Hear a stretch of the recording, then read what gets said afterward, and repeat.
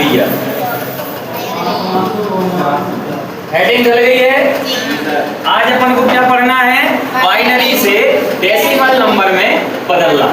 अगली बात समझ में, मान के चलें बाइनरी के रूप में हमें इस प्रकार से कोई संख्या क्वेश्चन के रूप में दी गई है, इसे इकाई में बदलना है भैया डेसिमल में। मान के चलें आपके सामने हेडिंग नहीं दी गई है, तो आप कैसे पहचान करेंगे कि किस नंबर से किस नंबर में बदलना है? इनके आधार के अनुसार। आधार अगर 2 है तो संख्या किस पद्धति में है? बाइनरी की। आधार अगर 10 है तो संख्या किस पद्धति में है? डेसिमल की। अगली बात समझ में।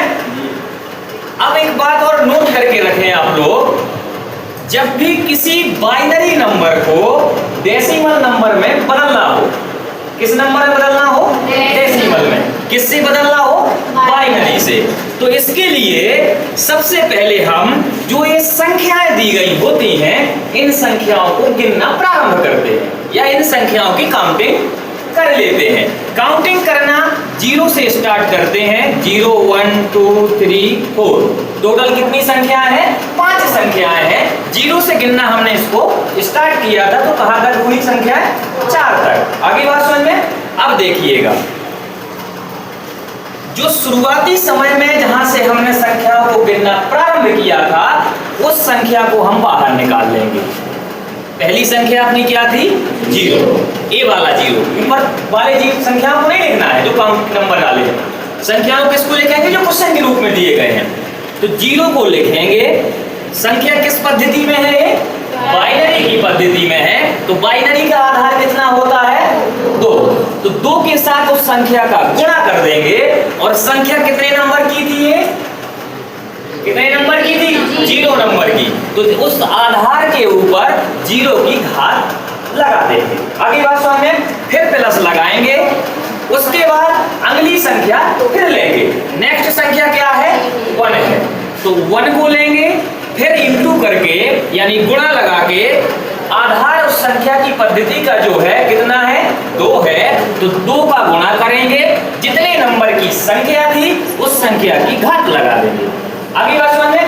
फिर प्लस लगाएंगे, नेक्स्ट संख्या फिर लेंगे, उसके साथ बेस का गुणा करेंगे यानी जो उसका आधार है, जितने नंबर की संख्या है उसकी घात लगा देंगे। यही प्रक्रिया सारी संख्याओं में हम करेंगे। अगली बात समझ में।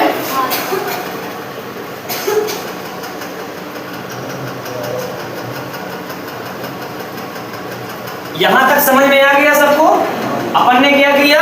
सबसे पहले संख्याओं को काउंट करना प्रारंभ किया। संख्याओं को गिनना 0 से प्रारंभ किया था अपन ने। जहां से संख्याओं को गिनना प्रारंभ किया था, उस संख्या को सबसे पहले लिखेंगे, उसके साथ जो आधार है उसके साथ गुणा करेंगे उस संख्या का। जितने नंबर की हमने संख्या ली थी उस संख्या की उस पर हाथ लगा देंगे। यही काम हमने इस स्टेप में किया है। अब नेक्स्ट स्टेप में देखिए, आपने पढ़ा होगा कि जब भी किसी संख्या के ऊपर 0 की घात होती है, मैथ में पढ़ा होगा सबने, 10वीं तक तो मैथ पढ़ी होगी, भले फिर अलग अलग सब्जेक्ट चॉइस कर लिए गए होंगे, लेकिन जब भी किसी संख्या के ऊपर 0 की घात होती है तो उसका मान कितना होता है? a। कितना होता है भैया? a। अगली बात समझ में। तो अब जब 0 का गुणा किसी संख्या के साथ कर दें, कितनी तो बड़ी संख्या होगी तो वो क्या आ जाएगी? 0। तो यहाँ पे क्या आ जाएगा अब? 0। अब 2 की पावर 1 है तो 2 ही होगा। 2 का गुणा 1 से हो जाएगा, कितना आएगा? 2 आएगा। 2 की पावर 2 यानी 4। पावर का मतलब क्या होता है? जितने की घात होती है मतलब उस संख्या का आपस में उतनी बार गुणा। यहाँ कितने की घात है? 2 की घात है, तो 2 का आपस में कितने बार गुणा? 2 बार। तो 2 दूनी कितना होता है? 4। यहाँ सॉल्व करने की आवश्यकता नहीं है क्योंकि 8 आएगा, 8 का गुणा 0 में करेंगे तो क्या आ जाएगा? फिर 0 आ जाएगा। अब 2 की पावर 4 है, तो इसका मतलब क्या है? 2 का गुणा आपस में कितने बार? 4 बार। 2 दूनी 4 दूनी 8 दूनी 16 है, तो 16 का गुणा 1 से होगा तो 16 आएगा प्लस 16। इन संख्याओं को आपस में काउंट कर देंगे, हमारा आंसर मिल जाएगा हमें। 16 4 20 और 2 22।